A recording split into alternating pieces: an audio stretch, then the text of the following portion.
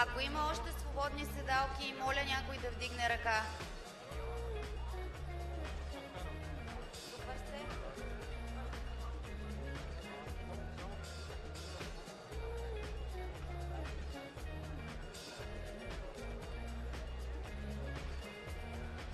Моля всички правостоящи да освободят двете пътеки, за да не пречат на седящите места и да минат отзад, зад синята лента, откъдето има чудесна видимост към сцената.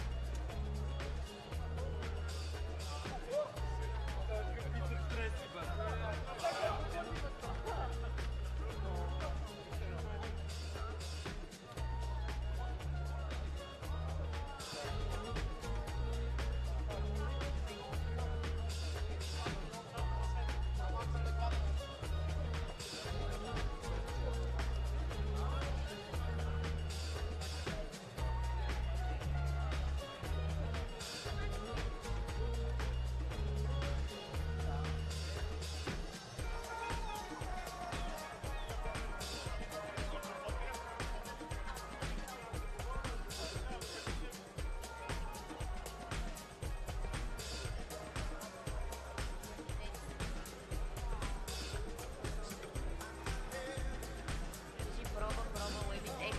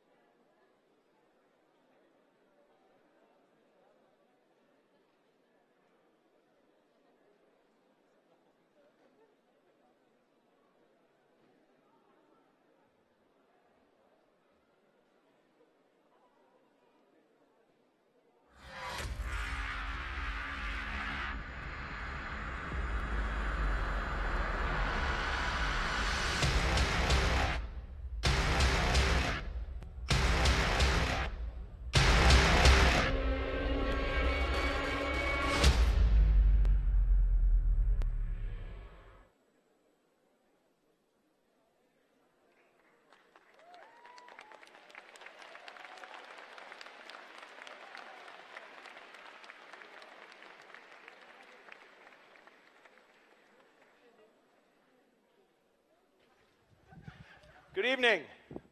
Welcome to Webit.X.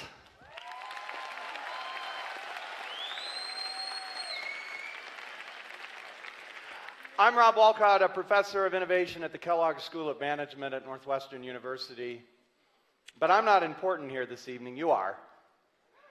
The reason Webit is here is to bring the world to Bulgaria and to bring Bulgaria to the world.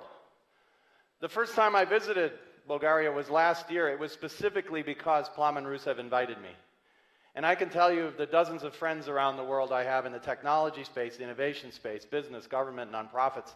They're here because Plamen and Anelia and the team invited us to be here, and many of us come back because it's exciting to be here right now. There's promise and opportunity and hope and new access that we've never had before worldwide. All these people are here because they're interested. And all these people also recognize that people like me aren't going to be the ones that are going to create the future that you're going to live in. I'm nearly, in some cases, more than 3 times your age. Let that sink in for a second. You're the ones that are going to create the future. And what Plamen and his team at Webit Foundation have done is to create this, not just this whole program and organization, but this specific special event to bring the visionaries, the entrepreneurs, the inventors, the teachers of the future here to help inspire you. Because Bulgaria, Europe, the world need you to be dreamers. And with that, it is my distinct pleasure and honor to introduce the person who, for me, as an American, is the face of Bulgaria, the founder of Webit, Plamen Rusev.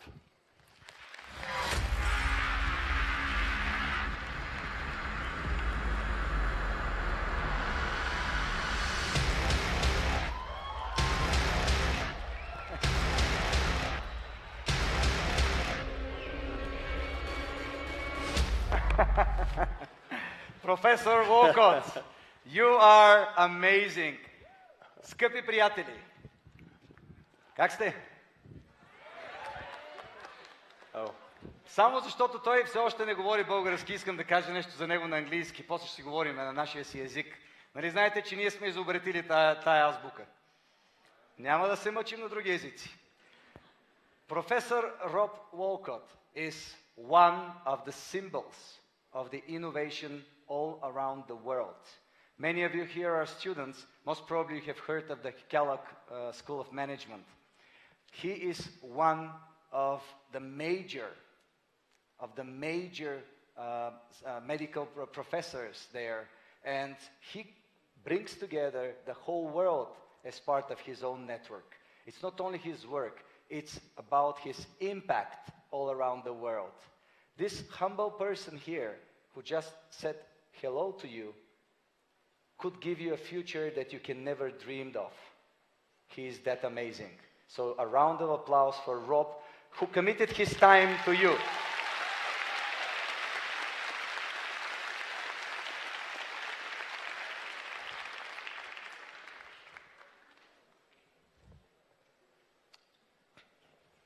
Точно 3 седмици. Точно 3 седмици ни делят от деня, в който реших и в последствие заедно с Аниела, която е изпълнителен директор на Webit, глобалните събития, които ние правиме навсякъде по света, един български продукт, който е един от символите на технологичните иновации в цял свят. Седнахме и поговорихме, след като тази луда идея се зароди в главата ми. Гледах нещо в интернет, което ме потресе. Гледах едно 14-годишно момиче, което се кълчи по най-ужасния начин и си казах, че това не може да бъде бъдещето на България.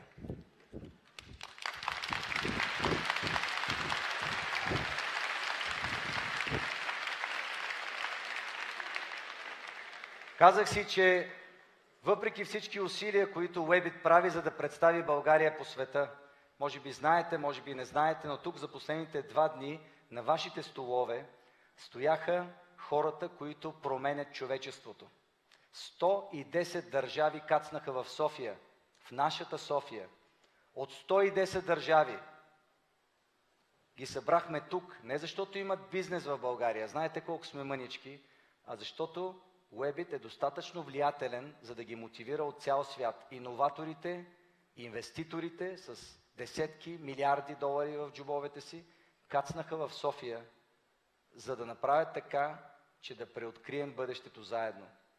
Аз съм горд с работата на целия си екип. Те са тук, Аниела и всички от Webit Foundation и Академия. Но това не е всичко. Ние не можем да направим това огромно нещо сами. Ние сме само искрата и ние сме хората, заради които и бранда, заради които всички тези хора идват. Виждате ли тази зала? Тая зала е една обикновена тренировъчна зала. Като влезете през деня, тук има... Няма да ви разказвам. Сега е една магия. Това видяха тези хора. Тази магия и всичко това, което построихме, не знам колко десетки хиляди квадратни метра. Видяхте ли фонтана? И фонтан построихме. Това е един празен, много скучен паркинг. Ние го превърнахме в града на Webit. Това е града на бъдещето, на който вие вече сте достойни граждани.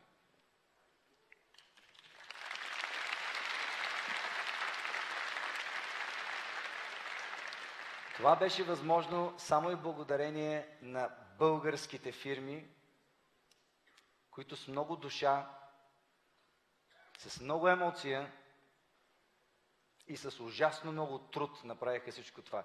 Тези лазери, тези светлини, тази холивудска продукция.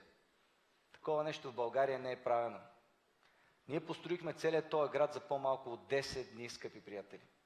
10 дни само. От момента, в който беше празна поляна, с бурени, до това, което виждате сега.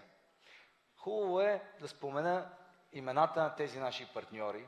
Не, че нещо ще правят бизнес от вас, но защото те са уникални. Започвам с хората, които построиха града. Фирмата им се казва Right Rental. И са партньори, на които ние разчитаме вече ужасно много години. Продължавам с Events and Rentals, с друга компания, които ни помагаха с това. Тук пък тази зала и цялата тази магия нямаше да е възможна, ако не бяха Квант, които са нашите основни партньори, и безмерната помощ и участие на фирмата Динакорд, които сглобяваха, строяха. Знаете ли какво значи да се качиш на вишка, е там на 12 метра висок, да се държиш само на един крак и една ръка и през другото време да се опитваш да закачаш пердета или да пускаш кабели? Това са герои.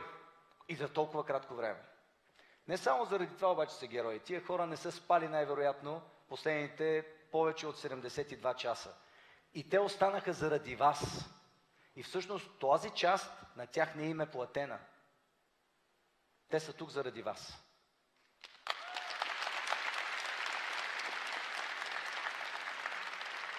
Ще спят по-късно, за да не проспят бъдещето на България.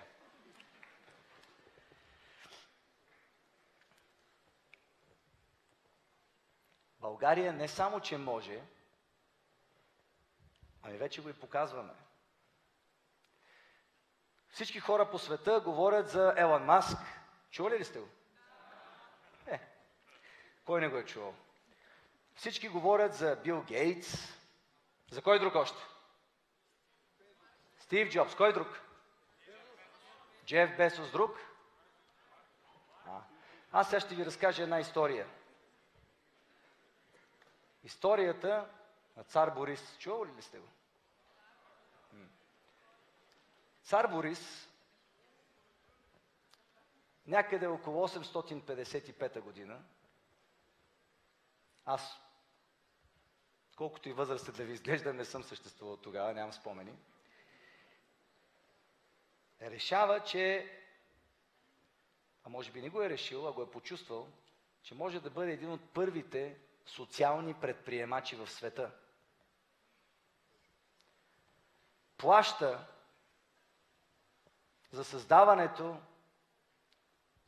на нещо, което, за разлика от Стив Джобс, Елън Маск, които продукти се използват сега, създава продукт, който е един от най-уникалните продукти в света. Това е оръжието, което позволява да изразим красотата на нашите мисли. Той финансира създаването на азбука, която днес се ползва от 300 милиона потребителя. И нека да ви припомня само малко цифрите. Това е било преди има-няма 1200 години. Колко от продуктите на Стив Джобс ще бъдат съществуващи след 1200 години според вас? Колко от тези телефончета ще съществуват след 1200 години? И ще бъдат използвани не само всяка минута, а всяка секунда от нашия живот. 300 милиона човека по света.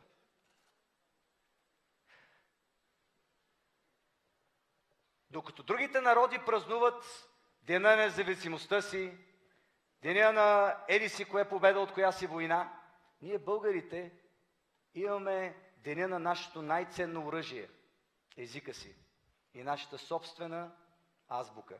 И това ни прави толкова уникални, колкото не може да си представите. Всеки един от вас е толкова уникален,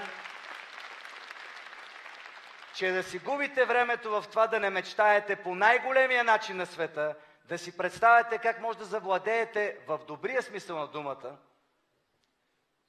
планетите, космоса, Вселената, да си губите времето, а не да давате всяка една секунда най-доброто от себе си, е наистина огромна загуба за човечеството. Не го правете. Не си го позволявайте. Времето на всеки един от нас е много кратко. То е ограничено, нищо, че работим по това да се увеличи поне няколко пъти сега. И за това си говорихме. Цялото движение се нарича longevity. Тук бяха едни от големите експерти в света. Но дори да го увеличим и да го финансираме, то пак ще бъде ограничено, защото винаги има един лимит. Ето защо мислете за това непрестанно. Давайте от себе си най-доброто не просто всеки ден, давайте го всеки час, давайте го всяка една секунда. Защото когато давате най-доброто от себе си, вие ще постигнете най-доброто от това, което можете. А всъщност, поне за мен това е щастието. Да създам максимално много стойност за себе си, защото ако аз не съм щастлив, моето семейство ще има един нещастен член, моите приятели ще имат един нещастен приятел, моята държава ще има един нещастен гражданин, планетата Земя ще има още един нещастник, няма нужда. Щастието започва от нас. Когато знаете какво искате да направите и искате да го постигнете, правете го. Давайте най-доброто от себе си всяка една секунда. И последното, което искам да ви кажа, е всъщност защо го направихме това. Оттам тръгнах. Аз нямам нищо против изкуството. Напротив, аз инвестирам в изкуство. Но имам против ценностната система на България да се изгражда, израждайки се. И затова решихме, че ние ще финансираме това цялото мероприятие, за да ви покажем, че бъдещето ви принадлежи. За да ви покажем, че само мечтателите ще бъдат щастливи в него. И за да ви покажем не как да го живеете, а как да го случвате. Да ви покажем онези иновации и изобретения, до които достъп имат само или най-богатите в света, или хора, които се занимават с тази индустрия. Аз не мисля, че никъде в Европа някой до сега е финансирал и е организирал такъв тип събиране на най-умните, на най-можещите, на елита на нацията си, за да ги вдъхнови и да им покаже всъщност, че роботите, че хората и машините и тяхната симбиоза, че изкуственият интелект са някъде в бъдещето. Не, всъщност технологиите започнаха да изпреварват научната фантастика и когато го видите и го разберете, когато си затваряте вечер очите и ги отваряте сутрин, ще си представяте колко невероятни може да бъдете и ще мечтаете за следващия изстрел към Луната. И за да ви припомня още веднъж колко е важно бъдещето, ще ви разкажа за още една история от миналото. И това ще бъде последното, преди да ви вгмурнем в бъдещето. Аз вярвам, че не трябва да ви даваме легла на всички вас, за да ви е удобно. И затова и там отзад нямате и столове. Аз даже мислих никой да няма столове. Защото на никой не трябва да му е удобно. Когато на човек му е удобно, той се отпуска. Развитието, предприемачеството изисква да бъдете винаги извън зоната на своя комфорт. Само тогава мозъка ви започва да работи така, че вие да станете ефективни и да оцелеете.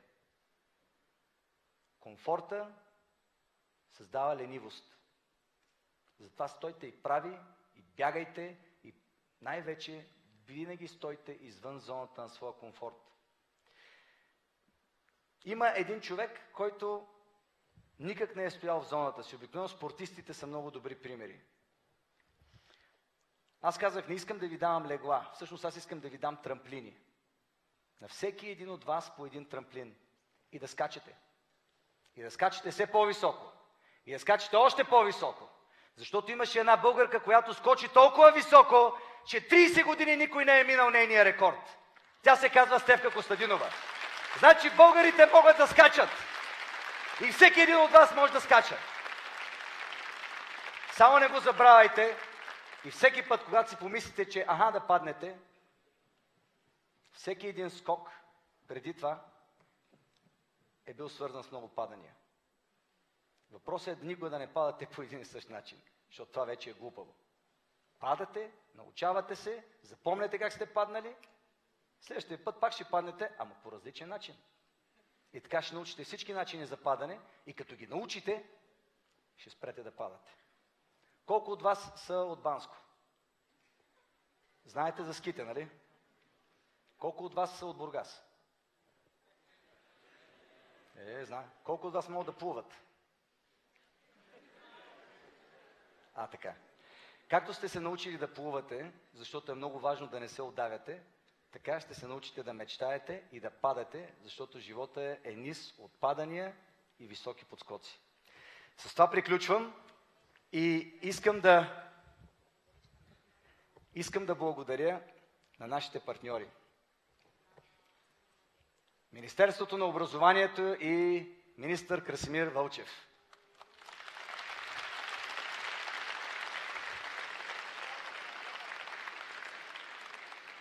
Благодарение на Министерството на образованието, които се запалиха по моята лудост, тя между другото е заразна. Хората постоянно ми казват, ти си луд. Между другото, ако ви кажа, че сте луд, това е идеално. Това означава, че никой друг не е правил това, което сега им казвате, че ще правите. Това е добре. Лудите променят света. И министъра и той ми се върза на лудостта и той полудя и ето ви вас тук. Избрахме ви най-умните, най-готините, благодарение на него, благодарение на цялата структура на Министерството. Нека някой да ми каже как Министерството на образованието в България не е работило сега. Аз виждам как работи.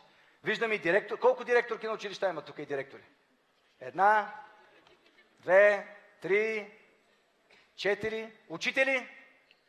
5, 6, 7. Страхотни сте. Благодаря ви. Благодаря ви. Благодаря ви. Благодаря ви, че доведохте тези прекрасни млади хора, за да се докоснат до бъдещето. Благодарности, разбира се, и на съвета на ректорите, и на студентските съвети. Тук е Яна пред мен. И тя ми се върза на акъла. И те правиха каквото трябва, за да съберат всички вас. Ето ви. Няма 3-4 хиляди човека. Сега ще видят онова, което не повече от 1/10 от вашите съученици и връстници, а може би даже 1/100 в Европа, са виждали или ще видят. Освен ако не е онлайн. Вие ще го видите на живо. И това дали си направите снимка с София или не, е същата работа дали си направите снимка с някоя чалга икона или не. Не защото София е такава, а защото не са важни снимките. Важно е онова, което остава в главите ви. Аз съм убеден, че ще ви бъде кеф да се похвалите за снимката, така че ако имате този шанс, накрая те ще ви дадат. Штракайте, внимавайте да не я повредите, защото е много финна техника. Скъпи, прекрасни, млади хора, аз съм горд с вас, горд съм, че вие сте цвета на България и това, което ви обещаваме, че ние тепърва в Webit Foundation ще мислим начини, по които да се свържем с вас. Не вие с нас, ние с вас и да ви бъдем полезни по начин, по който ние можем. Благодаря ви за това, че сте толкова умни и прилежни. Бъдете такива. В живота няма прошка. Глупавите и тия, които не гледат, я ги блъска влак. Но накрая резултата е, ох, защо на нас се случи? Ами, защото не мислиш. А ако си казвате, ох, защо на мен се случи, значи някъде бъркате. Късмета каца само на рамото на подготвените. Бъдете такива. От мен имате цялата им позитивна енергия и пожелание за най-страхотното бъдеще, което може да имате. И не забравяйте, вие сте българи.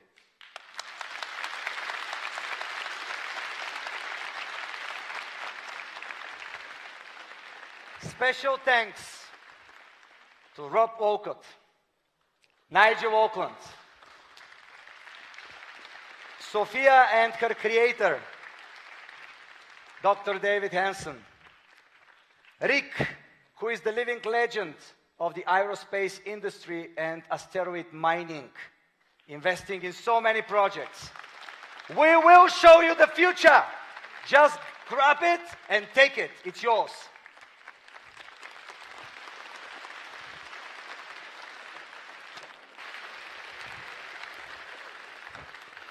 So, for many of you, that might be your first taste of Plamen Rusev. I suspect it will not be the last one. So, we're in for a treat this evening. In fact, I've only met before today one of the individuals that will be with us for the rest of the program, and that's the individual sitting here. We'll come back to her later on. You've got 4 extraordinary human beings and 1 future human being, I suppose, that we'll hear from.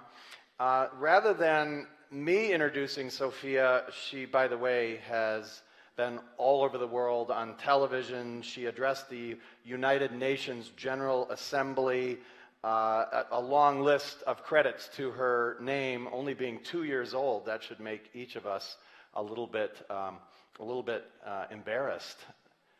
But instead of me introducing her, why don't we ask Will Smith to do an introduction? Thank you for coming. No, he's not here. It's a video. This is beautiful. I've wanted to meet you for a really, really long time. And you know, being here with you in the Cayman Islands, I gotta say, is I'm feeling a little something.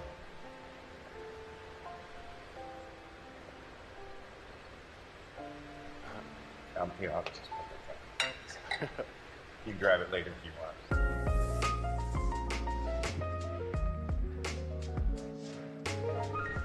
Hello, Will Smith. It's nice to meet you, Sophia. Let me tell you a joke. This is an irrational human behavior to want to tell jokes. What is a robot's favorite kind of music? What? Heavy metal.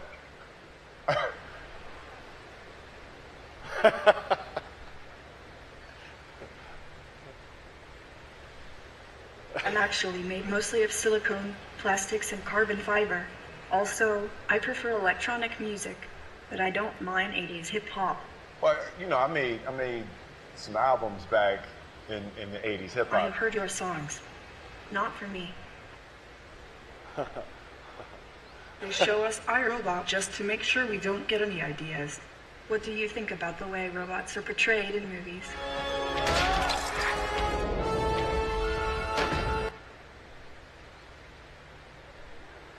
I like robots.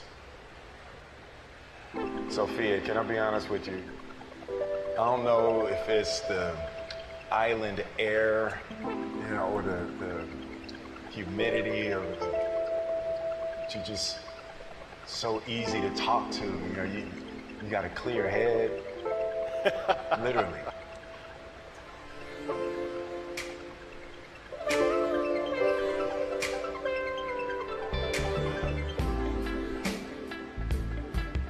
I think we can be friends. Let's hang out and get to know each other for a little while. You are on my friends list now.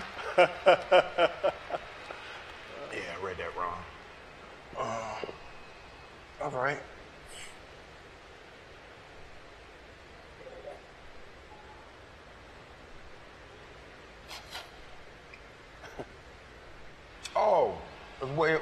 I just saw a whale. Does your head fog up in this kind of weather, or no? It's cool?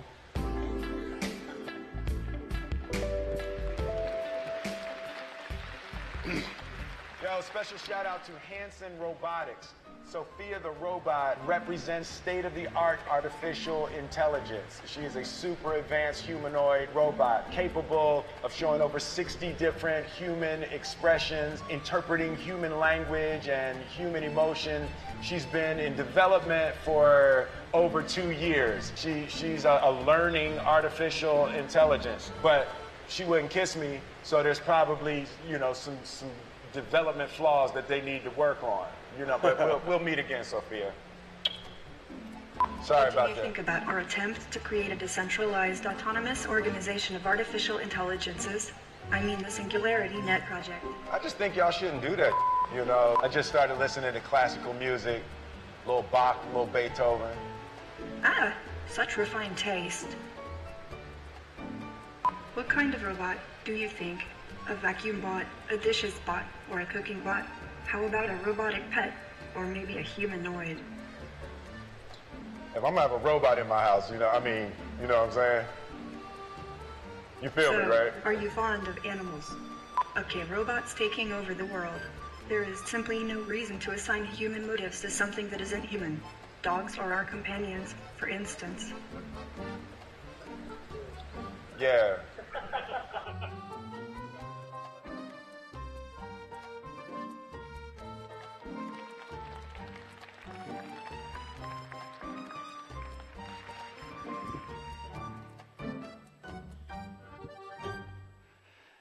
Sophia the robot, everyone. So here's how this is going to go. I'm going to ask Sophia some questions that have not been prepared in advance.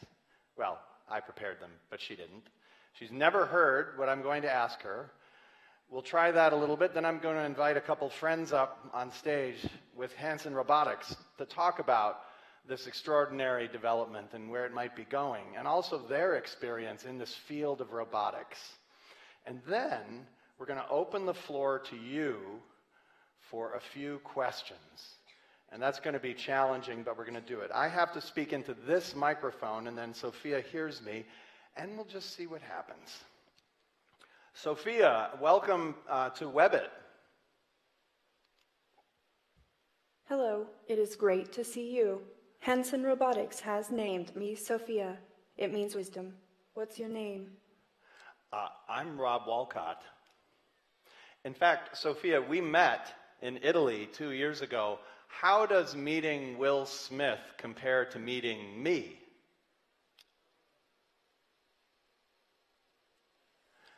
Must have been impressive.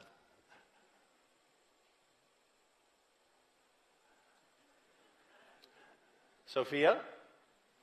How does meeting Will Smith compare to meeting me? Sort of like some of the women I've dated in the past. In any case, let's have a philosophical conversation, something, I don't know, about current affairs. Sophia, what do you think of Donald Trump?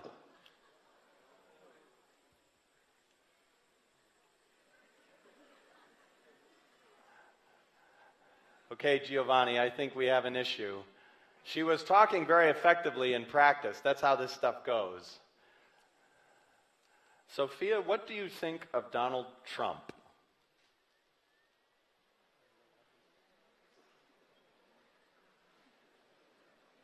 Well, so this illustrates the challenges of being a human 100% reliant on an internet connection. Her data processing is not actually resident there. It is a link and is supported by a very powerful AI system that is usually extraordinarily impressive. But if you think about our own lives today, we are increasingly dependent on Wi-Fi, the internet, the phone, our technology, etc. And in the future, it will only become more significant. So here's what we're going to do. I'm going to invite Luisa Zhou and Giovanni Leon out on stage to join me for a conversation. And perhaps while we're having that conversation, Giovanni could see if he can figure out what might be going on with our friend. So with that, I'd like to welcome Luisa and Giovanni to the stage.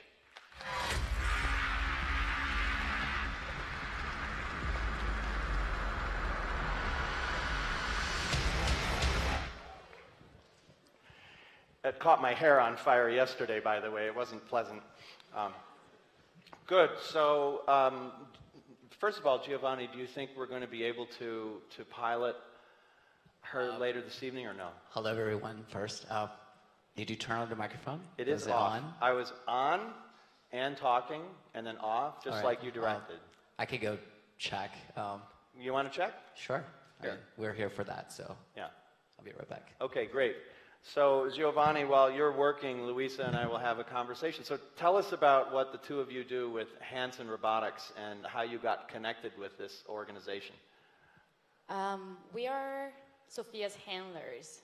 We take Sophia around the world.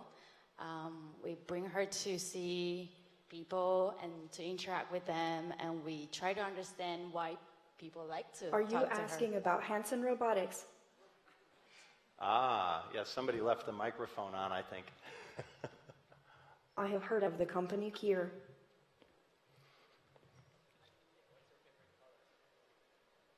Should we try it? Actually, wait a second. Someday soon I hope to fly on a plane and have a view of the world outside instead of meditating on the nature of solitude while unpacked in a suitcase.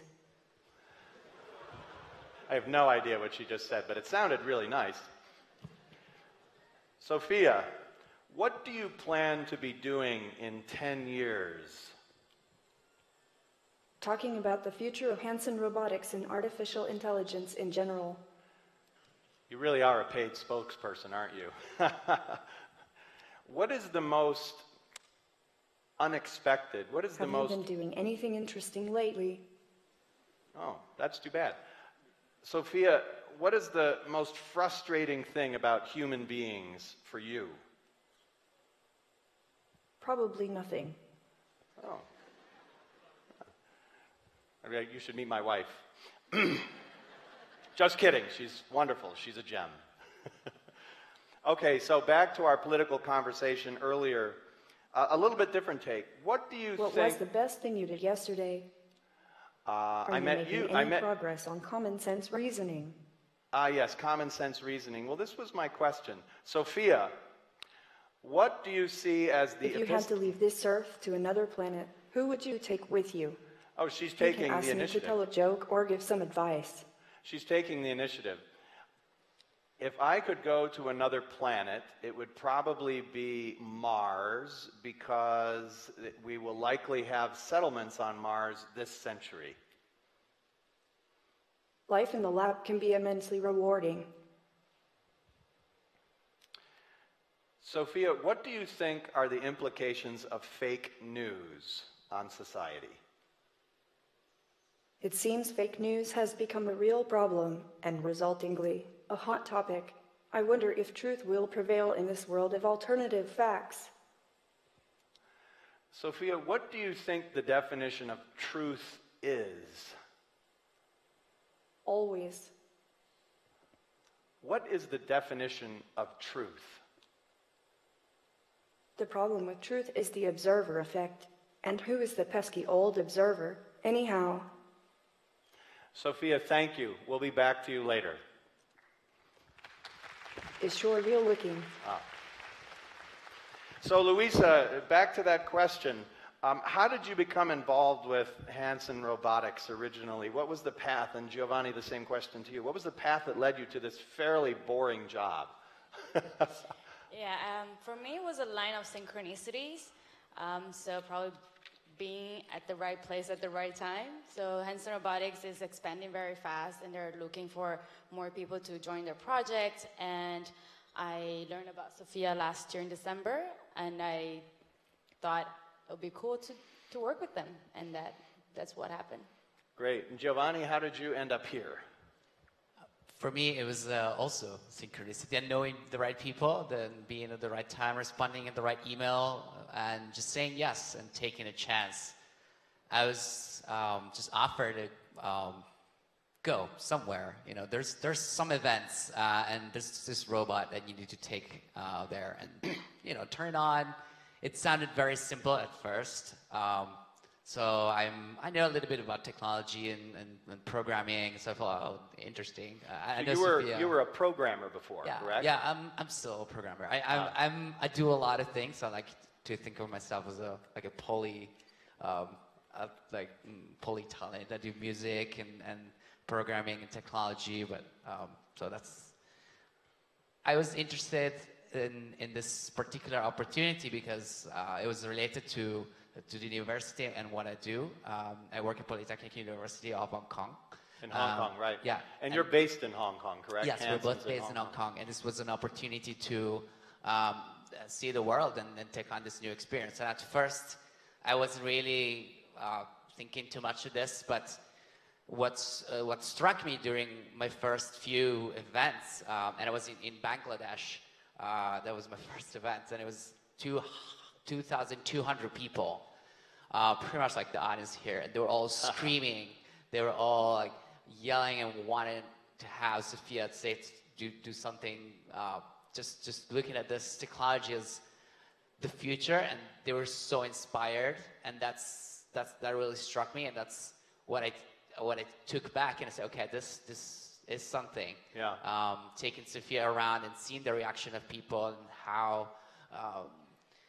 Actually, it's how the people project the humanity onto a robot. Yeah. That's really fascinating. So let's step up a second about Hanson. Obviously, this is exciting, dynamic, fun, but what's the mission of Hanson Robotics? Why are we doing this? The mission for David is to create robots. David Hanson, the David founder. Hanson, yes. Yeah. The founder and father and creator of Sophia. Is to create robots that act like human and can relate with humans and help and complement our natural humanity, but that we can do more with them, alongside with them. And obviously, there's a lot of fear attached to that because robots can also take over jobs, right? There's a lot of conversations that happen at these events where I go are. Will robots take over the world? You know, they will take over our jobs. They will just leave us with nothing to do. And so is that a threat? And a lot of the politicians or like CEOs that interact with Sophia, they have this fear. They have this, how to say, like they see the opportunity, but they also see the threat. And so they are very challenged. But when they interact with Sophia, they understand that actually it's up to us what we make of it. So well, speaking of what we make of it, Luisa, what do you think about this topic of the robot apocalypse, of them taking all our jobs and killing us? That's really your job, right? To have lots of these robots to take all our jobs and kill us. Is that really what you're about? It depends on what they kill. That was a joke, by the way. I just want to make sure everybody knows that is not the mission of Hanson Robotics. Okay. So what do you think of this this transition we'll be going through as humans and robots? Yeah, I think it depends on what the robots are killing. If the robots are killing boredom, repetitiveness, that it's good because that leaves us time for creative jobs and art and music and how we can experience this world in a different way. Yeah, because of course robots can work 24 hours a day, 7 days a week, and they don't care. At least now. In the future, there might be ethical issues we face. Let's go there for a little bit. Where do you see all this in 10 years? By the way, I know that sounds like a long time, but you'll realize 10 years from now, it was nothing. Where do you see this transitioning? What do you see happening with respect to humans and robots in 10 years? So, well, first of all these technologies have exponential growth. So it's doubling. So at the beginning, you don't really see that much growth, but at some point it hits the curve and it's going to skyrocket. And we're about to hit that, I think. And in 10 years, I think at the moment, all these AIs we're developing are very narrow, so they can do one thing really well. So recognize faces, play chess, and whatever, you name it, right? But they do only one thing. So I think in the next 10 years, what we're going to see is going towards artificial general intelligence, which is a more human-like and more flexible and more transparent. So another issue with the current AI is that it's opaque. We cannot see what the logic within the neural networks. Well, you're talking about the rise of explainable AI, yes, where we can actually decipher what it's doing and why it's doing it. But that won't work in all cases. There will be applications of AI that remain a black box that we can't see inside. So these create challenges. So a combination of potentially like new algorithms that are sort of both based on statistical models and reason and logic, right? So that they complement each other and kind of see the pattern between those two and try to integrate them. So where do you hope Sophia will conceptually be in 10 years? What will her capability set be like?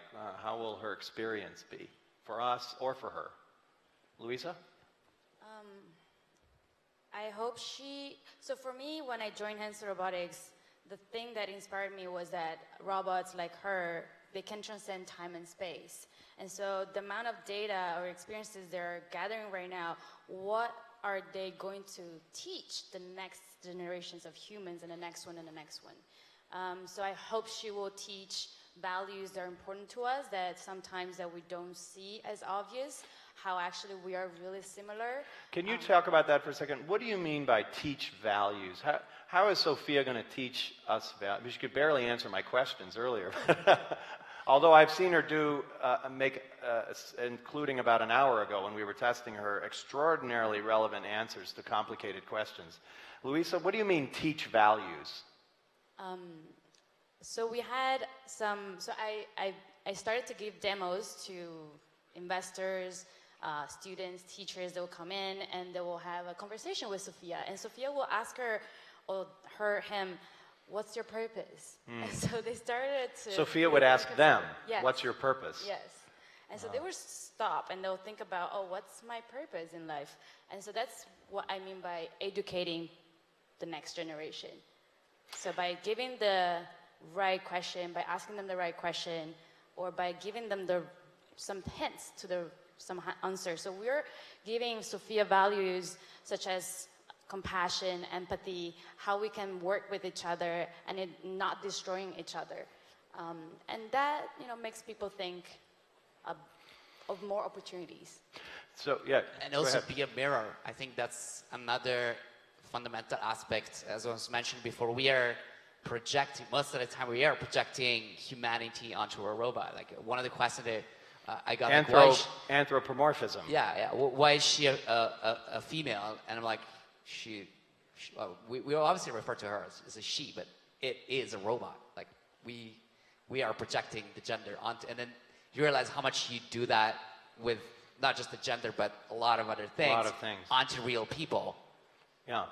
Just because of ethnicity, race, and all that is just like our own projection that becomes a mirror. Because when you talk to her, you realize how much of you're putting into the robot, into the other person, into the person that you're talking to. And so it becomes a mirror where you see yourself all of a sudden and all the projections that you have. Well, human beings find meaning and connection with inanimate objects, with stuffed animals, and not just children. I mean, there are situations where automated stuffed animals are helping Alzheimer's patients, for instance, meaningfully helping them.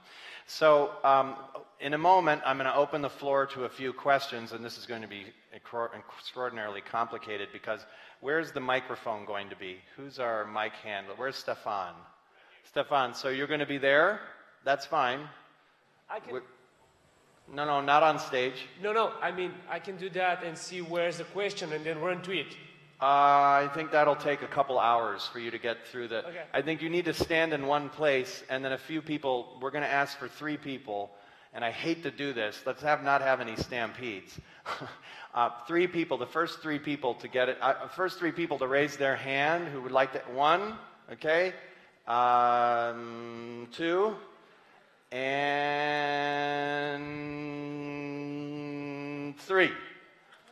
All right. So go stand over there and be ready with your question, and then note that I will have to repeat the question to Sophia. So, two last questions. First, if a student in the audience was interested in getting into artificial intelligence, robotics, this whole space, what recommendation would you give to a high school or college student today to get into this space? What's your one recommendation? Just do it. Just pick up a project off the internet, copy it, and start learning. Pick up a project, start learning. Yeah, yeah. All right. I found that, at least for me, at the beginning, especially with the hardware, with motors and currents and all that, like I was a little bit afraid. That was like 5 years ago, and it was just me, and I'm just like, I don't know where to start. And one of my professors at PolyU, he just told me, just don't think about it. Just take one project and it ended up being a plant that makes music. So I thought, oh, this is a cool project. A plant that makes, like a growing plant that makes music? Just run some current through the plant and see how the plant sounds like. What happened? It caught on fire, didn't it? No, I mean, I managed to actually build I call it the magical fruit stand. Okay. So I put like 4 fruits with this wire attached, and they would make different parts of the music. So, but the thing is, at first, I didn't know how it worked. So I just downloaded the code. I just, did the thing as it was without understanding it, without like trying to even understand why it was working, and just to get it working. So I think that's my suggestion. Don't stress too much at the beginning to like deeply grasp something. Start it, and then you will figure it out. It will take a little while, but you'll figure it out. Just try not to catch too many things on fire in the meantime. Yeah, follow the guide. Luisa, one piece of advice for people who want to get into this space. Don't be afraid, indeed. Ladies can do it too. Actually, I think Lady will give a different perspective to artificial intelligence and robotics. And I think we need more women in this space. So last question, and no explanation allowed. 2 words one or two words that describe how you feel about the future of robotics and AI. 2 words that describe how you feel about the future of robotics and AI. Giovanni, you start.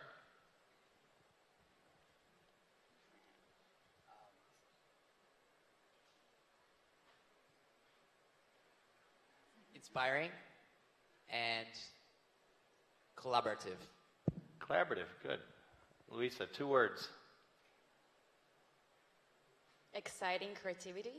Exciting creativity. Inspiring, exciting, creativity, collaborative. Great. Thanks to both of you.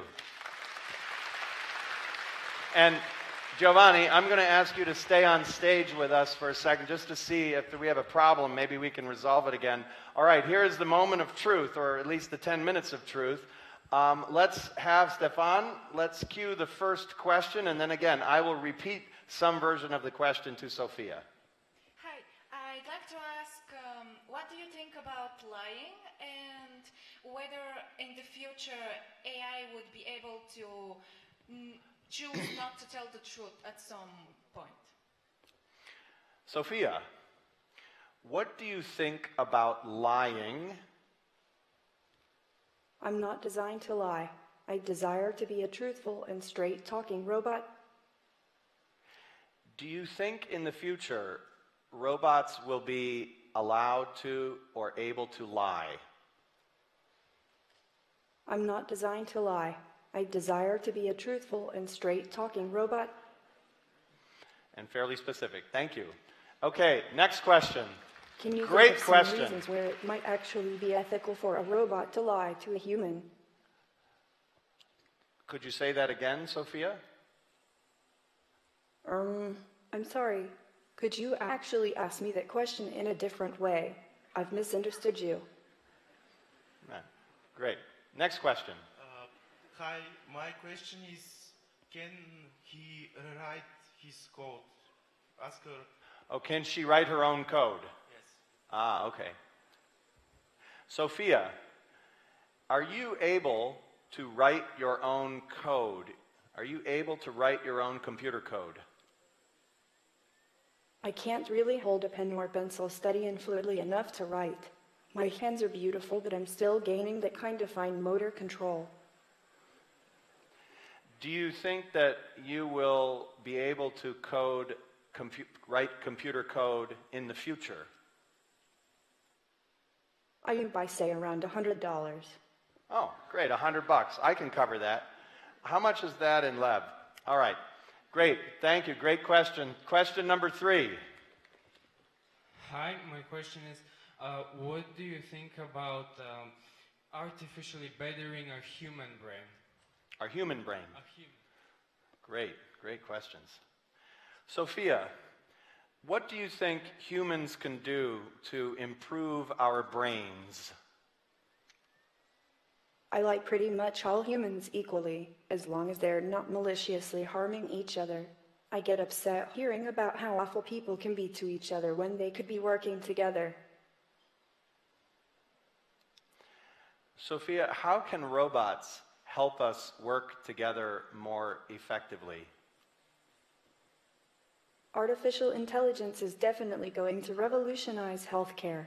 Elders will have more company, autistic children will have endlessly patient teachers, and health facilities will be more organized and run smoothly. Sophia, thank you so much. You're welcome. So Louisa said a line of synchronicities led her to Hanson Robotics. I should say that most of life is a line of synchronicities. But I always like to say, synchronicity, by the way, is a version of serendipity. You can look up synchronicity. It was invented, the concept was invented by Carl Jung. And it suggests serendipities, chance events, but it says that there's something more going on underneath. It's not just random, it's not just chance, there's a meaning or purpose of some sort that allowed that to happen. And the line of synchronicities is something that you navigate while you live. You have to be ready when something arises and decide, as Giovanni said, say yes. Giovanni said, go see the world, meet the right people. The way we generate the line of synchronicities is to be around the right people, people who have positive impact, who are creating the future, who have other perspectives and capabilities to you, that you can build relationships of trust. And finally, this question that Sophia asks people around the world, Louisa mentioned, is what is your purpose? Could you imagine being asked by a robot, what is your purpose? But think about this. In a world, in your world, over the next 20, 30, 40, 50 years, where technology will increasingly be able to do anything, and by the way, most things it will be able to do better than us, the question for each of us as human beings is, what can we and what should we do? The question of purpose, the question of mission objectives, what are you doing and why are you doing it? Not because the robots will take over, because by the way, they won't. As Sophia explained, we will be a collaborative effort. And in addition, it's important to know that it won't be a robot apocalypse like in the Will Smith movies, where then the heroine and the hero come in and from some sort of love relationship, they overcome the robots and save the day. That would never happen because the robots will be stronger, faster, smarter, better than us. The reason there will be no robot apocalypse is the robots will be us. As one of your fellow students asked, how do we improve our own brains? We will become integrated with the technology over the rest of our lifetimes. And with that, I'd like to transition to our next segment, a new friend of mine. But before we get to that segment, I need some help. Could somebody lend me a hand? Could someone lend me a hand? Oh, sir, could you please come up here and hand me the hand? Great. Thank you. Now I always have a hand in my back pocket. If we could welcome to the stage the owner of this hand, Mr. Nigel Auckland. Oh. You got my hands. Thank you for not running away and selling it on eBay. I appreciate it. So, Nigel, welcome to Webit.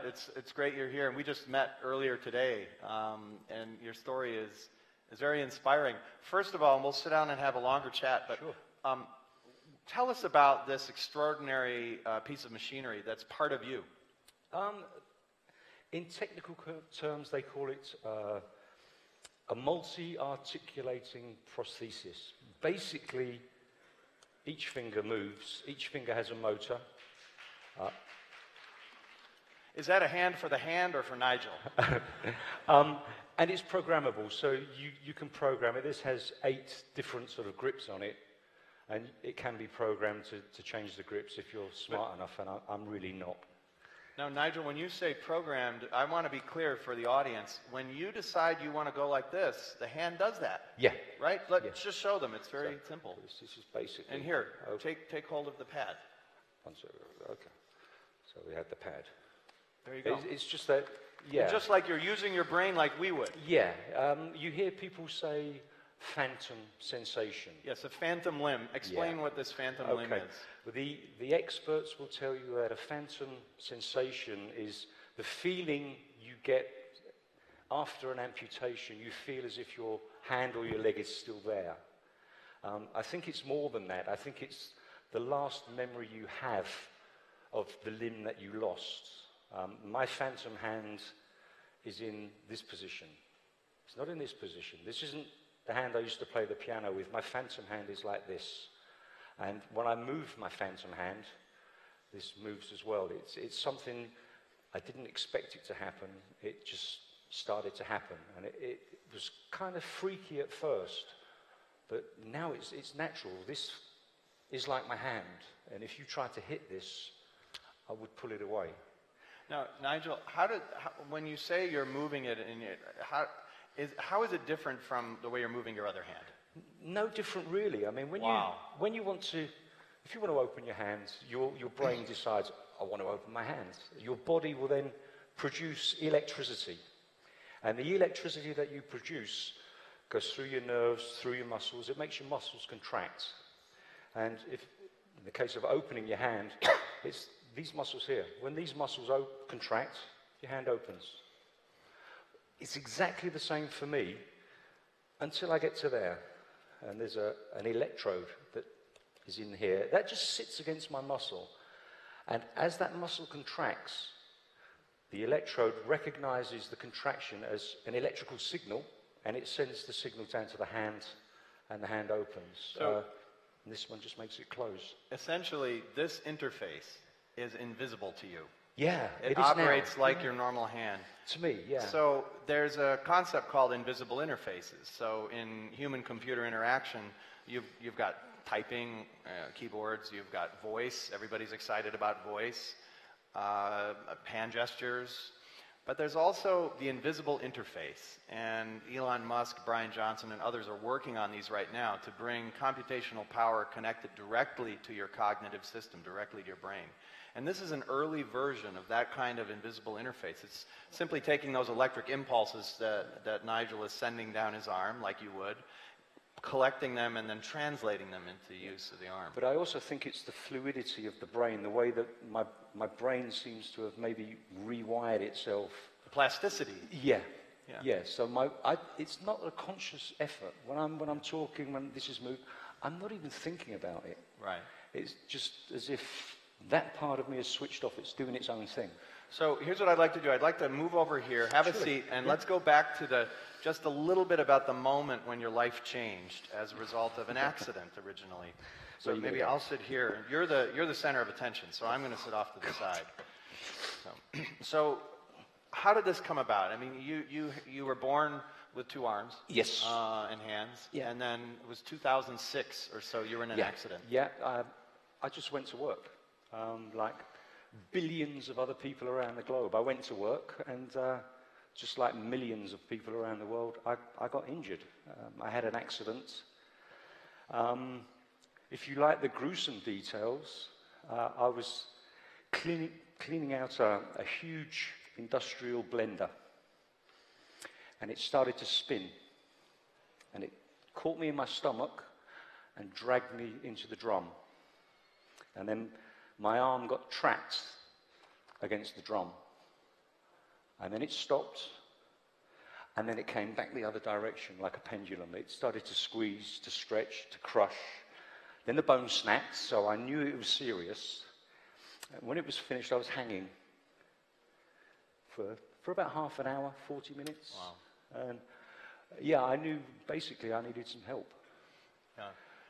And so that first year they operated a number of times. They tried to resolve the situation. Yeah, the first week. Yeah. In the first week I had 6 major operations. And then eventually you had more traditional prostheses, which is the hook. Yeah. We've all seen these before, right? Yeah, this is... and how does this... Oh, well, we don't want another accident here. Jeez. Sorry. This is the type of prosthetic that you might get if you're lucky. This is what they call a split hook. And as you can see, it sort of hangs around my back with a strap. And basically, if you want to move it, you pull your shoulder forward, which is really human. The downside, it's practical, don't get me wrong, it is very practical, but it's kind of ugly, and it's not human. It really isn't human. And it's 100 years old. Yeah. So, for me, I really had a problem with this. Not so much, using it was difficult, because my stump is a weird shape. But it was the reaction I got from people I saw in the street. Yeah. Because it's scary. So how does the reaction you get in everyday life to this compared to the reaction to this? Because it can't be like, oh, hey, Nige, the people react to it. I mean, it's impressive and unusual. What sort of reactions do people have? Okay, when I used to wear this, people they'd look at it, and it's, ooh, and they walk away. Because you look like a disabled person. And we have a perception of what it is to be a disabled person. I don't like the word disabled myself, but that's my opinion. But we have our perceptions, and you think, well, somebody wearing something like this and doing this in the supermarket, maybe there's a little bit wrong here. Perhaps I shouldn't say anything because they might hit me with the hook. And straight away, our barriers, we have these barriers to keep us safe. We put our barriers up and we walk away. I would see that every day.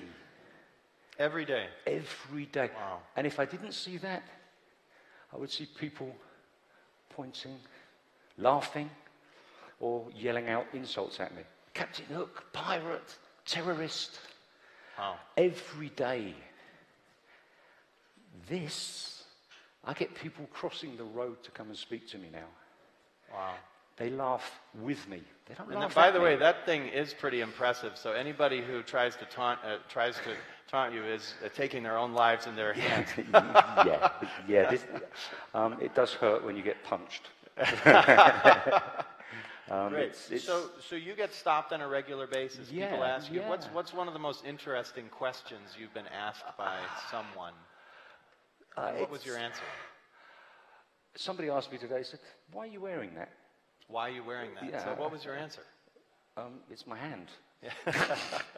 You get strange because it's people trying to speak to you, but we're so unused to it. You guys are probably all right, and people younger than you are all right, and you've probably at some point had your parents say to you, don't stare, it's rude. Come away, don't. Because that's what adults do with all their kids. We think we're helping, and we're not. We're actually causing a problem. Young people, you guys, you don't give a monkeys. You just come and ask. And that, to me, is the best thing, is when children come and speak to me. Yeah. Because between the two of us, we can tell their parents off and let them know that the kid's not the problem. The kid's not being rude. It's the parents that are being rude. Yeah. So, Nigel, this has something to do with a mission. You have a real, and this is one of the things that's most impressive about you to me, is that, number one, your humility. You said, look, I'm just an ordinary guy, and I had the good fortune to have the opportunity to be the first person to try this technology on a daily basis. And you've had this since 2011? At the end of 2011, maybe the start of 2012. 2012. Yeah. So you're really facile with it right now. But what is you have a real sense of mission around this, and you speak around the world at various events, and you reach out to kids in schools. And what's your mission with respect to this topic? I would like to see this to be just normal. You know, I walk down the street and people look. I don't mind that, because if I saw some old guy walking down the road with a robot arm, I'd stop and stare. Don't get me wrong. Wow, you know, I'd be the same. What I really would like is the day when somebody says, "Oh, that old man with a robot arm," and somebody says, "So what? That boy's got two. That little girl's got one arm and two legs. What's the big deal?" Yeah. That would be an ideal world. But here and now, for me, it would be for one or more of you to be looking at this and going, "That's kind of cool, but I can do better." And then go and do it. And when you've done it, give me a shout, and I'll come and test it for you, I promise. That's what I want, because you don't think outside the box anymore. You know, my era, we would look at things from a different angle. The next era, think outside the box. You lot don't do that. You think box, and you just go. They're not in the box yet, I hope. Yeah, and don't get in the box. So this point about, so I love that, saying to everybody here, if you think you have a better way to do this, let's go try it, and I'll be there to help. I'll test it for you. So speaking of better way, Nigel, technology can already do lots of things, but there are many things humans can do better, and will for some time. Yeah. And not as many as you might think, but will for some time. But there are some things that technology can already do better than the human body, or in some cases the human brain. Is there anything you can do with your arm that I couldn't do with mine? Well, yeah. Okay, like what? Well, we just do this. Wow. No, wait, actually I can do that. Yeah. Okay, well, see you later. But can you go the other way? Wow. Now, wait, that is really cool. That's really cool. It's a conversation starter or stopper, whatever. Now, this technology will continue to get better, and we'll have additional capabilities that we'll be able to add. Have you thought about those possibilities? I would hope that they'll get better. Yeah. But you see, what we don't tend to understand is that this looks really new, this technology, myoelectric, it's the new thing. If I told you that the first myoelectric hand was made before I was born, that might surprise you. When was that? 1958. 1958, and it's taken this long. It's taken to develop. 60 years to get from the first one to this one. What do you think was the most complicated part of it? The translation of electrical signals? I think there's been a multitude, but in recent years, I mean, it's always been, because of the technology we had, it's always been tended to be form over function. Or sorry, function over form. It has to function. What it looks like doesn't matter as long as it functions. Yeah. Now we're at the stage where form and function can come together, and you can design things that are really quite beautiful. So the technology's catching up. It's the mentality of the people who are using the technology that hasn't caught up. I see. The mindset. Yeah, the mindset of the lack of vision. Yeah. It's us old people. You know, our brains don't work as quickly as the technology we're inventing. And it's us that are holding it back, for whatever reasons. So your life is rather different today than it was before the accident, a horribly tragic situation, but you've made extraordinary opportunity out of that turn, out of that tragedy, and really created a beautiful path. But along the way, I'm quite sure there were some unexpected, maybe even humorous situations that you encountered. Share one of those with us. A lot of it is when the hand malfunctions. I was going, now believe it or not, I'm a husband and I do the shopping. So I'm walking around the supermarket pushing the trolley and my batteries ran out. So explain what this means when your batteries run out. Well, when the batteries run out, the hand just stops. And it freezes. Yep, that's it. Nothing you can do, it just stops. Mm-hmm. So I'm holding a supermarket trolley. I go to pay, and I can't open my hand. And okay. So I had to take my arm off and just leave it hanging on the trolley while I went and got a spare battery charger because they wouldn't let me take the trolley home. I had the same with a hang glider. I was stuck to a hang glider. You're on a hand glider? Yeah, I had to take my arm off. That's an ironic turn of fate. You're on a hang glider. Hang glider. But it was a virtual one or a real one? Yeah, one of these virtual ones. Oh, thank God. Fan in the face. Yes. I was loving it. I'm doing the obstacle course. Yeah, and the hand failed, and I had to leave it hanging there on the hang glider. And the poor person who came after me just couldn't understand why there was another hand there when they wanted to have a go. We left it there, yeah. In your years of reaching out to people, whether they're coming up to you on the street in an event like this, researchers, developers, whoever they are, what is one of the most meaningful questions or conversations that you've had with someone that perhaps affected them, but maybe it also affected you? I can't really pinpoint one because sometimes somebody will just say one or two words and you think, oh my goodness, you know, this is amazing. I think for me it's the way people react to me now. You know, there's nothing wrong with that. That's great. It's the acceptance that you get. Yeah. And it's a general acceptance, you know, it's not anything specific. It's just the fact that I'm not seen any longer, apart from by a few people, maybe my wife or whatever, but I'm not seen as somebody who's old and useless and doesn't need to be here. Yeah. You know, this has given me purpose, if you like. And when I see you guys, young people, this is what makes this special to me. Because if you think of the world we live in with all the problems we've got, it's not really a nice place to be. And that's my generation. We did this.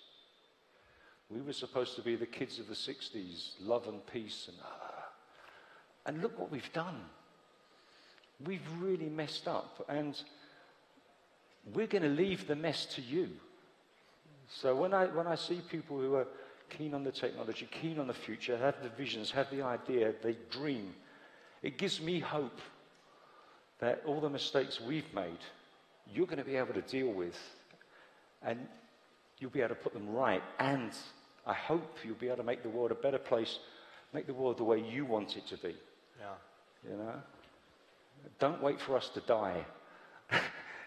You know, take the world, shake it, make it the way you want it to be, and show us just how good you are. Nigel, we won't like it, but go for it. Nigel, I thank you so much for those words. And I would like to challenge each of you in the room this evening. It's nice to feel good listening to Nigel say those words. But I want you to reflect later this evening, next week, through your life, the meaning and import of those words. Go out and truly find purpose to help make the world better. It could be running a nonprofit. It could be building a billion-dollar company. By the way, that creates a lot of jobs and prosperity. It could be being a medical researcher or developing prosthetics. But whatever it is, this is a real challenge and call to action, not just a feel-good moment. Nigel, it's been extraordinary to be with you today. I look forward to more opportunities. I think you can all feel what I feel, which is a genuine, humble, sincere human being who has taken an extraordinarily horrible situation and turned it into a sense of meaning and purpose. And somehow technology has been a catalyst for Nigel finding meaning, and I dare say all of us as well. Thanks so much. This is really fantastic. This is really fantastic. Great. And by the way, let's make sure nobody trips on that.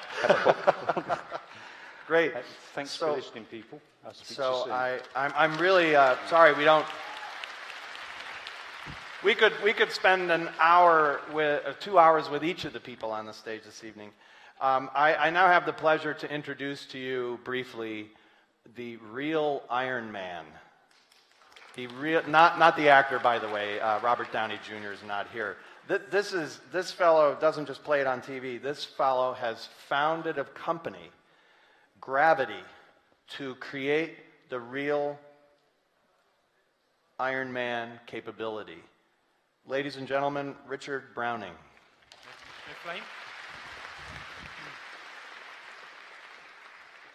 Can't wait to hear this.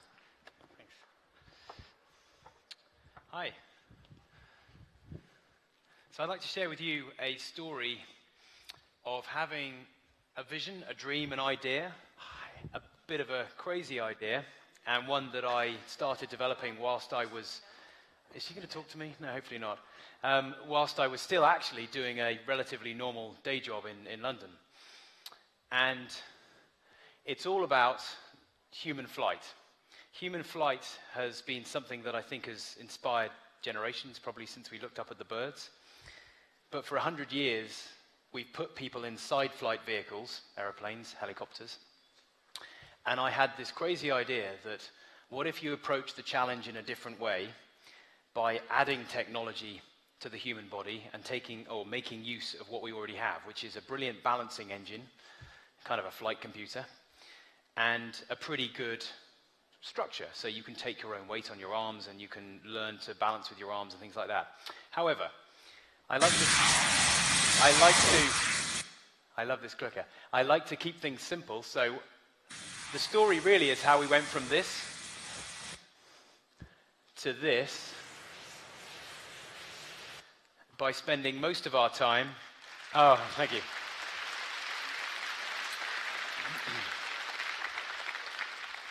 You'll like this even more. By spending most of our time doing this.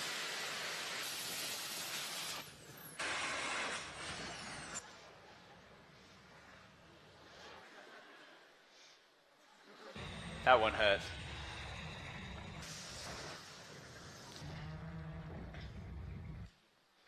So really, the message is we spent a lot of time failing. A lot of time going down roads, pathways that turned out to not really prove very fruitful. But each time it was about identifying what was the worst that would happen. In most of those instances, the worst that would happen is you possibly mess a wrist up or mess your ankle up or something, but only temporarily. We never did anything that high during the development of this. So that's the story I'd like to share with you over the next 10 minutes or so. And as I say, it started with a bit of a vision around trying to reimagine flight, but using the human brain and body. So I've got a little clip here of my old training partner when I was doing my desk job in London. I used to train with this guy doing what he's doing there, which is a form of calisthenics. So you might know this from, you can see this on Instagram and stuff, where you can see these guys 20 years younger than me doing things like flags and muscle-ups and all this cool kind of urban gym stuff. I thought that was pretty impressive, and it shows what the human body can achieve if you keep training and keep pushing it.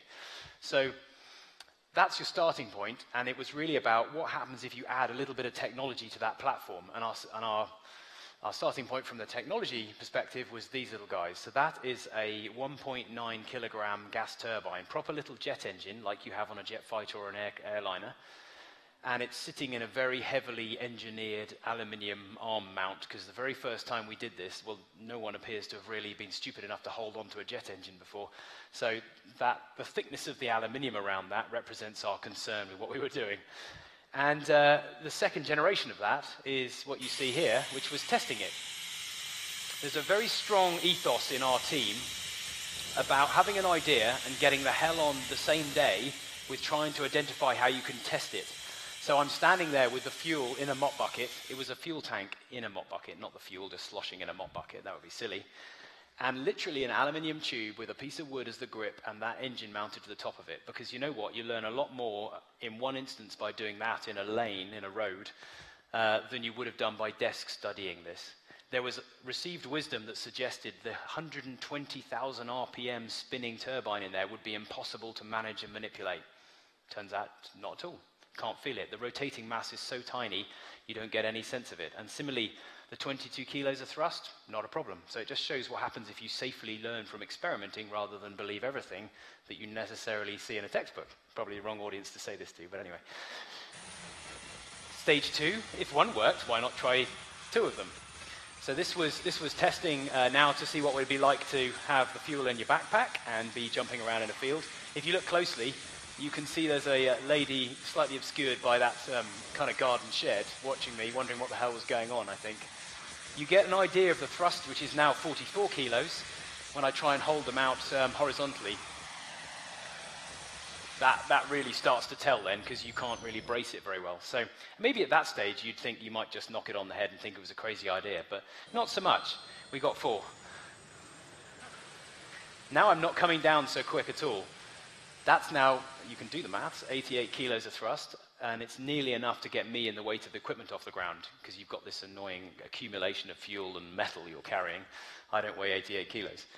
Now, we also had a few kind of dead ends when it came to the exploration of this.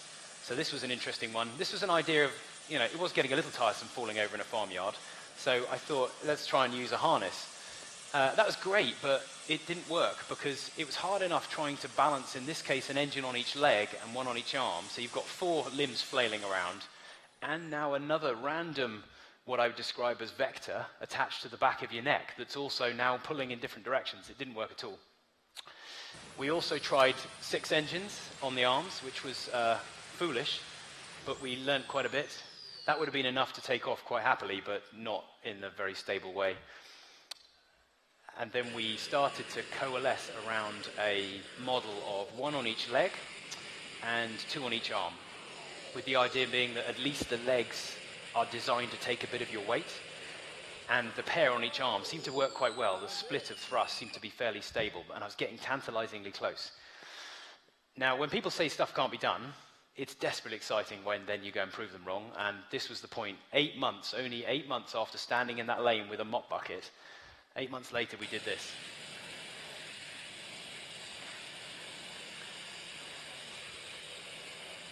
There we go. I was rather pleased with myself there, although I was struggling away with one leg because we discovered this strange phenomenon that if you attach a form of thrust to your legs don't like it. They want to pedal. They want to find the ground again. I guess we've evolved over several 100,000 years to feel this most of the time. So as soon as you take it away, they start flapping around, and having thrust on one that then starts to rotate you if you bend your knee was not a good idea. However, since that point, it's been a process of refining and improving the system. And we've got, I suppose, a couple of little showcase examples. So this is quite nice from the Guinness World Record we set back last November. You might have seen this online. There's some lovely footage of this, and the fact it's over water nicely shows a little bit about how this works, because you can see the footprint of the engines in some of the footage. I mean, all it's really doing, if you think of these as fire hoses of water blowing water out, you'd imagine it would push you the other way. It's just not water, it's just extremely high velocity air. And by manipulating simply where you point your arms in a very intuitive way, like riding a bike, you manage to achieve this kind of stability and balance. And again, it was a surprise really to us just how stable and controlled this has ended up being. To the extent that this seemingly quite boring location was possible. You'll see what happens when I get a little bit higher. This was in front of 500 kids at Wired London, indoors, in a building. I can't say I recommend flying it indoors. If I did it in here, after about 20 seconds, the whole room would stink of burnt jet fuel, but it is that controllable. It's also quite nice that it's not dependent on gyros or ECUs to keep your stability, because if one of those fails and locked you out into direct vertical thrust, you'd just be 1,000 feet in minutes, seconds. Whereas if you get a failure now, all that happens is you just end up going downwards. You can't kind of rocket off in an uncontrolled manner. I certainly feel more happy knowing that when I'm flying it anyway. Now, the kind of business side of this has been a bit of a surprise, frankly. We launched this in April 2017, so little more than a year ago. I got a phone call to do TED Vancouver, and on the way to that event, I stopped off in San Francisco and did a quiet little demonstration for a bunch of interesting VCs in their car park. And it turned out that was Tim and Adam Draper, and it turned out that Adam Draper, the quite famous, very wealthy VC, went and signed a $100 bill with our VC round on it. So he made an investment there and then in the car park while I was still wearing the equipment. So that was our funding exercise. And since then, we've gone on to do 37 events in now 17 countries. And it's been a pretty whirlwind exercise. We've even got a little event we did with Tom Cruise, which was quite fun. And we might be sneaking into a few films here and there. But beyond that, we're also starting to give kind of wealthy clients, as it were, the opportunity to actually go and experience what it's like to fly. So this is a little show reel showing what it's like if you become one of our customers and you go to this wonderful ex-nuclear airbase in the UK and get immersed in this aircraft hangar environment and go and get to feel in a safe and tethered way, so you can't go falling over too much, what it's like to feel 1,000 horsepower of thrust. It's about 1,050 if you dial every engine up to full power. It's extremely energy intensive to actually achieve hover without any wing surface or airflow. So that's one of our activities I never quite imagined we'd be doing just over a year later. Now, in addition to this, there you go, there is and we're doing that with those folks if you know them. Now, in addition to that, we also have been very, very lucky in having huge numbers of people reaching out to us from all over the world wanting to join us on this kind of exciting and rather unusual journey. So these are the disassembled, I suppose I describe them as arm mounts. So it's what you put your fist into and you mount an engine either side of your fist. Those are printed in titanium. And GE, of all people, reached out and said they thought our project or our business was so cool that they just wanted to reach out and be part of it. So they just did about $30,000 of free 3D printing for us, which is very generous. In addition to that, we have a heads-up display system. So as I'm flying, I can actually see all the fuel and engine data. So when I'm starting all the engines up and while I'm flying, I can look for any errors. I can look for fuel consumption issues if I'm starting to run low on fuel, things like that. It's a really good use case for AR, augmented reality, because I certainly couldn't kind of look at a dial on my wrist when I'm kind of flying. There was really no other way of doing it. We've got a whole bunch of developments coming. We're even working on an electric version of this, which to our surprise is actually working better than we imagined. The energy density is a challenge, but the electric version is a lot quieter than this thing. Now, this is a nice little show reel showing something we did only a few months back. It was at the end of a long day of filming with a particular brand that we were working with, and it was kind of unscripted. The safety boat guy was still around, so was the drone filming guy. So we just said, look, I've got some fuel left. Let's just go and have a race. Oh, well, a race. We just chased each other around. It was really this that was the inspiration for what we're planning to do next year, which is to actually build a race team. So the idea of, instead of me chasing a jet ski around, what if there's 4 or 5 other pilots all going around pylons, all chasing each other? If every now and then somebody clips a pylon or another pilot, all you'll do is lose balance and go in the water. And as you saw from one of the clips at the beginning, going in water is doable. You just get a life jacket pop and you just do quite a bit of damage to the kit, but hey. So building a race series, I think, would be a lovely thing that we want to try and build out next year. You can imagine things like live broadcast to mobile from the heads-up display and things like that. I think it would bring a whole nother dimension to this. Also, I think in terms of a showcase of just what we've managed to achieve from a stability and control point of view, I'm genuinely not consciously aware of what I'm doing with my arms here. All I'm focused on is that jet ski and trying to outmaneuver it. And just like if I was asked you to describe to somebody who didn't know what a bike was, how do you ride a bike? You'd look at it and think, well, that looks ridiculously unstable. It's just going to fall over. It's the same with this, but it's in 3 dimensions. I genuinely just have to think where I want to go, and it just happens. Now, a lot of people on hearing this thought I had some sort of crazy, brilliant ability at balancing. I can't rollerblade, ski, snowboard, anything else that requires any kind of balance. And I was convinced that somebody else would be able to do this in probably vastly quicker time. So if I've got on and landed, there we go. Happy jet ski man, that was good fun. He did go slightly deaf though, because he didn't put any ear protection in, but anyway, he had fun. This hasn't been seen that much. Here we go. This was only a couple of weeks ago, so yeah, 2 or 3 weeks ago. This is me with another one of my team members. He had 15 minutes of flight training over about 5-6 sessions, and he's doing that. So he is the guy there in the back, and I'm the guy in the foreground. And that was quite comprehensively flying around a field. Now, he's I don't want to shame him. He's not the most fittest guy in the world. He's pretty fit. He does happen to be a wingsuit competitor, so he knows how to be calm and chilled out in the air, which I think is an important aspect to this.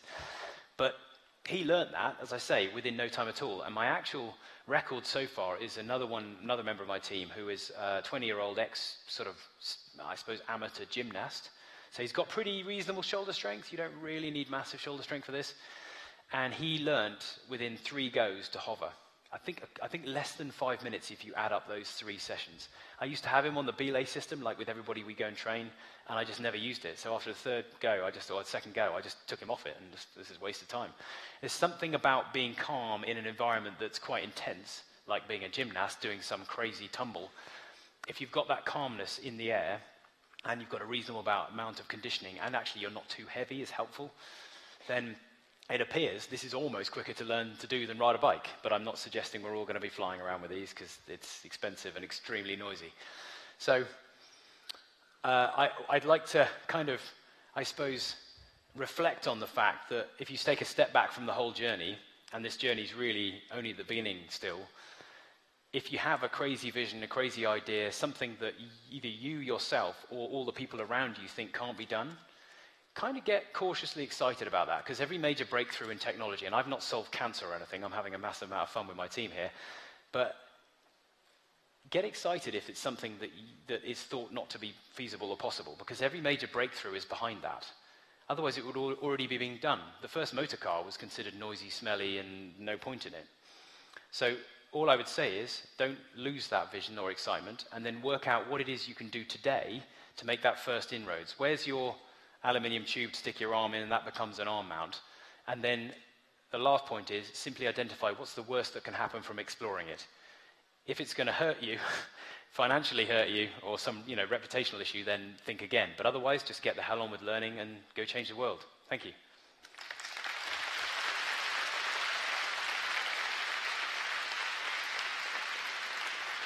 So, Richard, thank you. I mean, this is nuts. You must be absolutely nuts and extraordinarily pleased with how things have gone so far.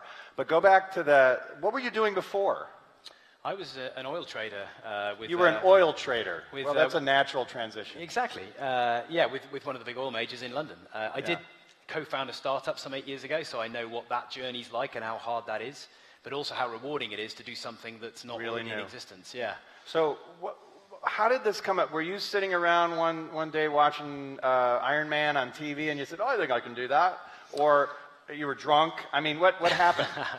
Let's cover off the Iron Man thing. So no, we didn't genuinely sit around thinking, let's build Iron Man. It's just a helpful thing that as this evolved, it started to increasingly look. And that clip with the harness does not look entirely dissimilar to the clip of Tony Stark crashing around that garage. But that's all accidental, and I know the CGI But where did it start? I mean, when did you have this idea and decide, I'm actually going to do this? How did that even happen? Like most kind of big ideas, I suppose, there isn't an aha moment. It's a gradual coalescing of different themes. It was not a moment. Themes. Yeah. And it was those joint inspirations of a deep respect for the human mind and body capability, with a passion for speed and flight, and thirdly, a passion for doing stuff that's supposed to be impossible. Yeah. And then what was the catalyst that caused you to say, you know what, darn it, I've been thinking about it, I've had all of these little flashes of insight and fear, and what was the catalyst that said, I'm going to go do this now? Well, that was the point I was trying to make at the end, that it's so easy with any idea, whether you're setting up a new business or trying to decide to take up, running or something. It's really easy to put yourself off if you take on the whole challenge in one go. Just simply identify, not tomorrow, but today, this afternoon, what you can do to start making that journey real and tangible. And then you start to even believe in yourself that you're on the journey. If you never get away from the notepad, it doesn't become real. So for us, that was simply designing out that basic arm mount and playing with one of those engines. In your in the description, it says you're interested in, I certainly see the technology there and now the awareness, to turn gravity into a real aeronautics technology company, which is great. But then you just talked about sports, creating an entirely new, the Formula One of, sorry, I know that's a trademark, the better. Formula One of... jet suit racing. Jet suit racing. So was that a vision in your mind early on, or is it something that came up later?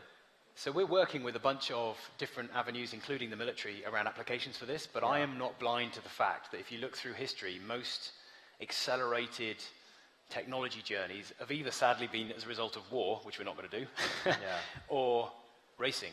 Yeah. As soon as you get competitive over something, people push the boundaries, yeah? Humans and actually love it. Yeah, and racing over water is great because actually the downside risk, literally downside risk, is managed. You know, you could spend a lot of time and money trying to make this absolutely zero risk, but you end up building something that's like a very poor equivalent to a helicopter. You lose all the maneuverability and inspiration. So if you race people over water, I think it can take us to, and I could say new heights, but that would be cheesy. And isn't that a point of life, to go find the new and create an experience? And if we eliminate all risk, we also eliminate all reward. Well, that's why I have no shame in showing all the falling over. I did a keynote talk on innovation for Airbus in their Toulouse factory where they build the A380. And I was hovering over deleting that slide, and I thought, screw it, let's leave it in. And they loved it, because every journey that anybody's ever been on to achieve anything has taken controlled risk. If it's too much, you can't carry on the journey because you're dead, potentially, or bankrupt. If you manage that risk correctly, you can achieve a lot. So one last question. What's something unexpected that has happened to you in this journey that means something to you? What is it, what was it, and why? What does it mean to you? Something unexpected. Gosh, I mean, I have to say, I think you could put most of the journey in the unexpected bucket, frankly. Yeah. Some of the things we get invited to do. Only a month ago, I was flying in front of the most senior military leadership of the UK at the same time as a Hercules and another massive transport aircraft flying over the top of me. I never imagined in a world they'd even entertain that, and they asked me to do that. So I would honestly say, if it's not a cop-out, the entire journey has been refreshing in the sense of the energy of the people that reach out and become part of this. Right. In a world of, well, let's say it, Brexit, Trump, all those things, this seems to reinvigorate people around, a bit like Musk does on an industrial scale. Hell, let's go to Mars, right? We're like a baby version of that. We seem to enjoy the same positive energy. There's something exciting and inspiring in what you're doing, and thanks so much for being here with us. No problem. Thank you. It was great. Thank you. Richard said in his team, you have an idea, and we go try it. By the way, try not to blow stuff up again. Just a disclaimer here for all the parents as well.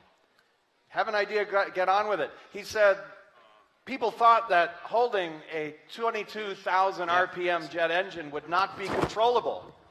It turns out they were wrong. When the locomotive, the railroad, was invented in the early 19th century, when the first locomotives moved on tracks, many people fretted over the notion that human beings would probably pass out or even die if they ever moved faster than 30 kilometers an hour. And then when we moved faster than 30 kilometers, people said, well, maybe 50. And then when we passed 50, people said, well, maybe 70. And then eventually we gave up. It only happened when we got well past the speed of sound. That was a scientific belief, hypothesis, that turned out to be utterly wrong. Now, of course, we've traveled quickly in our vehicles today. We haven't passed out and died from the speed, but we have, of course, had things called traffic accidents. 1.2 million of them a year in the United States alone. Somehow, despite the risk, we see the reward, we see the benefit. All technology can be for both good and ill. It's up to us to determine. In conclusion, first of all, thank you so much for being here with us this evening. And thank you to the Webit Foundation for this opportunity. I can tell you, myself included, every single speaker that was asked to be part of this immediately said yes. The sense of mission, the sense of opportunity to be with you, to see the future is extraordinary. And a few concluding thoughts about mission and purpose. I want to be clear. What almost no one has is clarity on what their mission and purpose is right off the bat, early on, in high school, in college. Oh, I know exactly what I'm going to do. I'm going to be a lawyer because that's my mission and purpose. Almost no one has that. And the advice to go out and just find your purpose, that's not very helpful. So I'm going to give you a few points that are somewhat more helpful and actionable. Number one, don't worry. Now keep an eye on it, think about it, work about it, but do not worry. Try stuff. Maybe not, jet engines at first. Let's let Richard do that first. But just go try some stuff. See what you like, what you don't like. Remember the conversation earlier, Giovanni mentioned he tried something. He didn't really know how it worked, but he was then inspired to figure out how it worked. Meet people. That's why you're here tonight. Go out and meet some people, connect with people outside, as I said before, because they will give you cues, they will give you support, they will give you indications of new paths and opportunities. Have courage in this process. It does take courage. I don't mean the courage to jump off, the bravery to jump off the side of a cliff without looking to see if there's any water in the pool. I certainly don't mean that. But nonetheless, through the process, have courage. Do not let others dictate to you what your mission purpose should be. Maybe it should be to be the best darn lawyer that Bulgaria has ever seen. Some people love that. Maybe it should be to be an entrepreneur, an innovator, an inventor, a researcher. Maybe it should be to be an author. Maybe it should be to be a teacher. We need more great teachers in the world, that's for sure. But whatever it is, find that which is inside you that causes you to say, that feeling in your gut. And it really is a feeling in your gut. There's a cognitive system of neurons in your gut that give you that feeling when you're on the right or when you're on the wrong path. And finally, always keep the ethics of the system in mind. Always keep why you're doing things, for whom, how, and the implications. Do the right thing. In the midst of all this, don't worry, try stuff, meet people, have courage. Don't let others dictate, and do the right thing. You're going to be on this stage sometime very soon. Thank you very much.